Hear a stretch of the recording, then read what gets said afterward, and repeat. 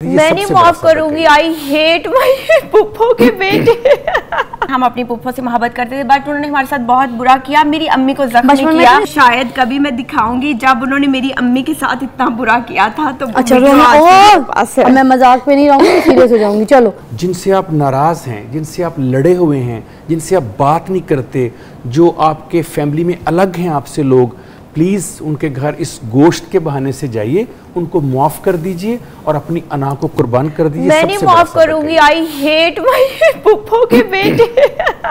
Let's को याद, इसको पुप्पो मैं प्रोग्राम खत्म करने लगी थी, इसको मैं नहीं माफ़ करने वाली। क्या हुआ? मैं नहीं माफ़ करने वाली। अब बताओ, इससे पहले कि मैं प्रोग्राम खत्म कर दूं, जल्दी बताओ क्या हुआ। पुप्पो के बेटों ने हमारी जायदाद पे कब्जा कर लिया। You serious? यस। और 2 साल हमारा केस चलता रहा प्रॉपर। लाइक हम लोग इसको बड़े अच्छे तरीके से वाइंड अप करना चाहते थे बट स्टिल उन्होंने बहुत बुरा किया हमारे साथ। और उसके साथ साथ जिन्होंने बातिल का साथ दिया हमने उनसे भी कट ऑफ किया। कौन कौन है? नाम लो, खड़ी हो, बोलो उनको। ऐसे ही बस पुप्पो के बेटे हो गए। और कौन है बताओ? चाचू किस कैमरे में बताना है? इधर बता दो, इसमें बताएं। अच्छा, पुप्पो से मुझे बहुत मोहब्बत थी, ठीक है, हम अपनी पुप्पो से मोहब्बत करते थे बट उन्होंने हमारे साथ बहुत बुरा किया, मेरी अम्मी को जख्मी किया। मैंने नहीं सोचा था उनके बच्चों में से किसी से शादी भी करूंगी। नहीं, अल्लाह का शुक्र है, ऐसा नहीं सोचा था। बच गई लिटरली उन्होंने इतना बुरा किया। I just can't explain. मेरी एक वीडियो पड़ी हुई है जो शायद कभी मैं दिखाऊंगी जब उन्होंने मेरी अम्मी के साथ इतना बुरा किया था। तो अच्छा, मैं मजाक पे नहीं रहूंगी, सीरियस हो जाऊंगी। चलो, वैसे मैं एक बात बोल दूं, देखें ये इतने प्यारे रिश्ते हैं, इतने मासूम रिश्ते हैं। वो कह रही है कि मैं अपनी पुप्पो से बहुत प्यार करती थी। यार आप, मैं ईद वाला दिन है यार, आप किसी की जायदाद को खा के, छोटे छोटे बच्चे हैं, मासूम बच्चे हैं, उसकी भी माँ है, आप क्या करेंगे? अच्छा, उनकी 200 एकड़ जमीन है लेकिन स्टिल उन्हें कब्जा करना था और चीजें और इतने बुरे तरीके से। Like I just can't explain यार। तो ये तरह के लोग हैं। ये और मैं कहती हूँ हम बच गए उस कत्लो गारत से, चीज़ों से, क्योंकि हमारे मुल्क में इतना कुछ हो रहा है, बड़े बड़े पॉलिटिशियंस और चीज़ें, वो लोग नहीं बच पा रहे हैं और अल्लाह ताला ने हमें इस चीज़ से निकाला। And I am happy we came to our normal life. तो मुझे लगता है अगर आपकी नीयत अच्छी है, आपका तवक्कल है अल्लाह पे, तो अल्लाह आपको ज़रूर सुरखरू करेगा। आई एम हैप्पी। ये बहुत प्यारा सोचता, अपनी कब्रों को भारी ना करें, ये ज़मीनें यहीं रह जानी है।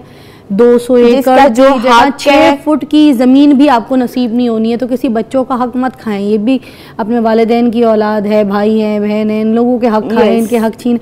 ईद कुर्बान हमें सिखाती है कि कुर्बानी किस तरह से दी जाती है, कुर्बानी देना सिखाती है आपको।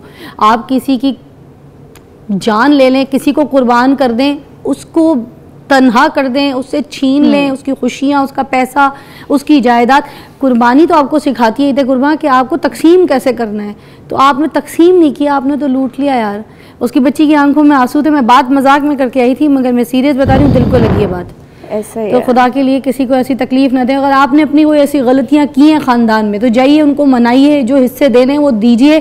किसी को लूटा है, किसी को खाया है, तो इसी दुनिया में हिसाब होना है, अभी कीजिए पूरा। Thank you so much. No problem. आपकी देखे तवज्जुह से हमें कितना अच्छा मैसेज भी गया। और आपका ये मैं बोलूँगी कि आपका बोल्डपन भी है, पावर भी है आपके अंदर। जिस तरह से मुझे शो पे लगा कि आपके अंदर ये है चीज़ें कि आप सच बोलती हैं और बोल देती हैं। तो आपने बोला तो आपकी आंख में जिस तरह से आंसू था आपकी फीलिंग्स के साथ, अल्लाह ताला आपको इस फैमिली को आपकी सब्र अता फरमाए। और इसका मैसेज सबसे अच्छा ये गया है कि बस जब जो आपके लोग हैं उनको मनाएं, जिनका हक तलफी जिनके साथ की है उनके साथ जाके माफ़ी मांगे, जो हक देना है दें। और अगर नहीं दे सकते हैं, आपके पास अब नहीं है और लुटा दिया है, खा लिया है, तो फिर आप उनसे वादा करें कि आप किसी ना किसी तरह एटलीस्ट अपनी गलती का एहसास होना बहुत जरूरी होता है। बस किधर है वो मुझे बताओ, कहाँ रहता है? मैं जाके तुम्हारी जायदाद लेके आऊंगा। क्या? अच्छा, रिक्शा जाते हैं यहाँ से। हो गया, फिर दौरा पड़ गया।